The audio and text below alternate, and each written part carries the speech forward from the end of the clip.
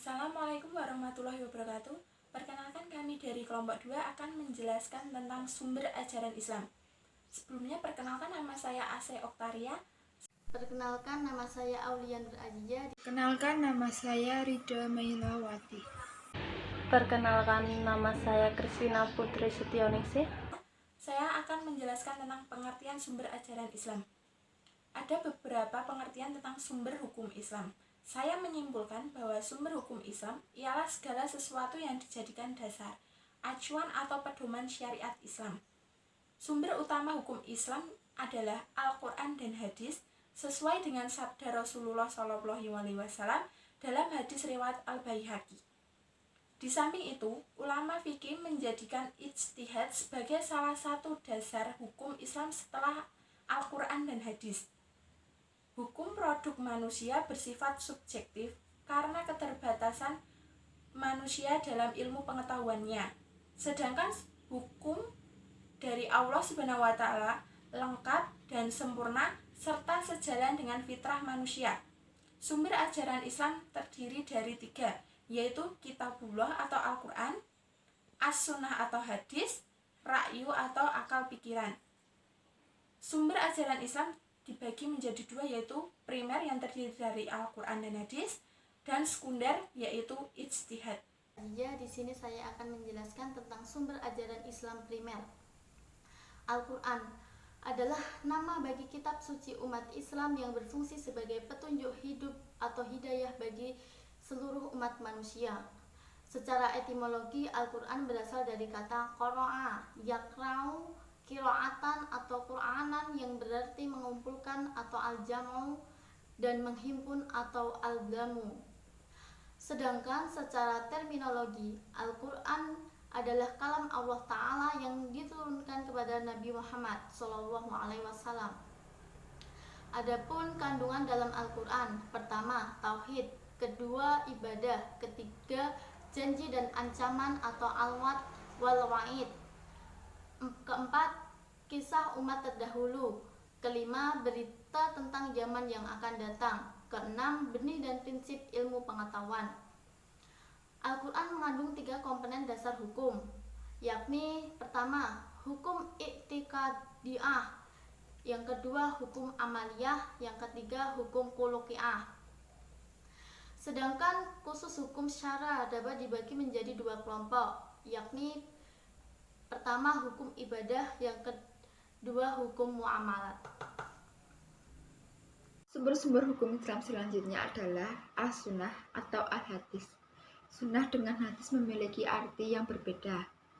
Sunnah yang berarti tata cara, tradisi, atau perjalanan, sedangkan hadis yang berarti ucapan, pernyataan, atau sesuatu yang baru. Sunnah juga diartikan sebagai sesuatu yang dibiasakan atau lebih banyak dikerjakan daripada ditinggalkan. Sedangkan hadis adalah sesuatu yang disandarkan kepada Nabi namun jarang dikerjakan. Hadis sebagai sumber hukum Islam yang kedua berfungsi sebagai: yang pertama, memperkuat hukum-hukum yang telah ditentukan oleh Al-Quran; yang kedua, memberikan rincian dan penjelasan terhadap ayat-ayat Al-Quran yang masih bersifat global; yang ketiga, mengkhususkan atau memberi pengecualian terhadap pernyataan Al-Quran yang masih bersifat umum; yang keempat, menetapkan hukum atau aturan yang tidak didapati di dalam Al-Quran.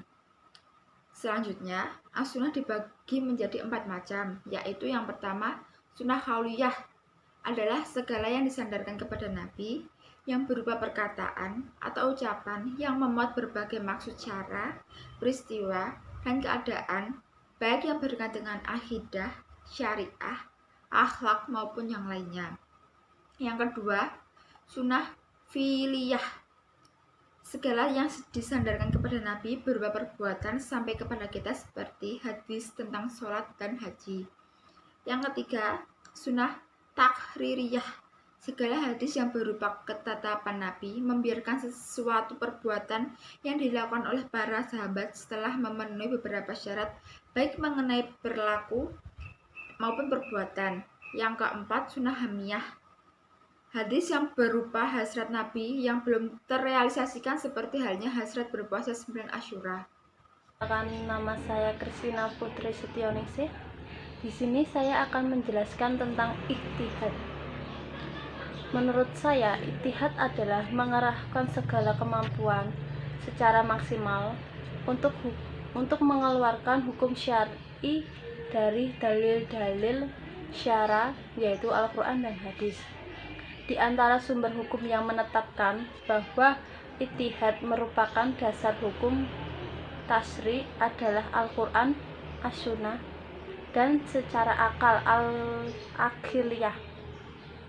Macam-macam ijtihad yang dikenal dalam syariat Islam yaitu yang pertama, ijma, yaitu merupakan bahasa artinya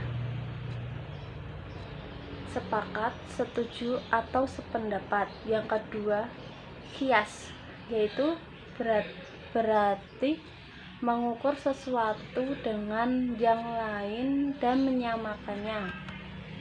Yang ketiga, istihsan,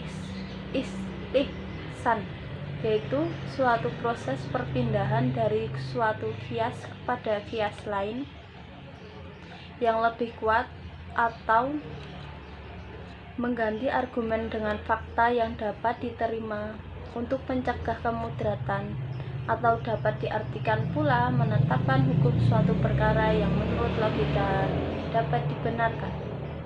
Yang keempat, mushalat mursalah, yaitu kesejahteraan umum.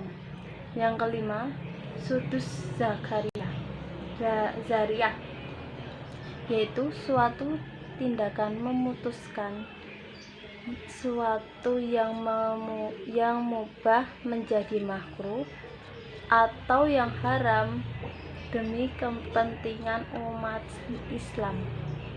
Yang keenam, istihab, yaitu melanjutkan berlakunya hukum yang telah ada dan ditetapkan di masa lalu. Yang ketujuh, uruf, yaitu berupa perbuatan yang dilakukan terus-menerus, baik perkataan ataupun perbuatan.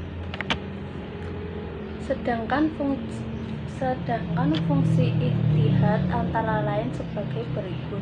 Yang pertama, untuk memecahkan beragam persoalan yang dihadapi dengan akal pikiran yang sesuai dengan ketentuan hukum Islam. Yang kedua, kembali mengkaji hukum-hukum Islam yang telah lalu sehingga hukum tersebut dapat digunakan untuk masa kini.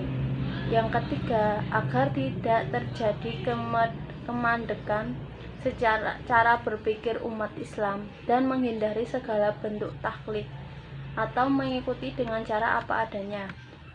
Yang keempat, untuk memberi kejelasan hukum terhadap persoalan-persoalan yang tidak ada. Demikian presentasi dari kami, kurang lebihnya mohon maaf. Wassalamualaikum warahmatullahi wabarakatuh.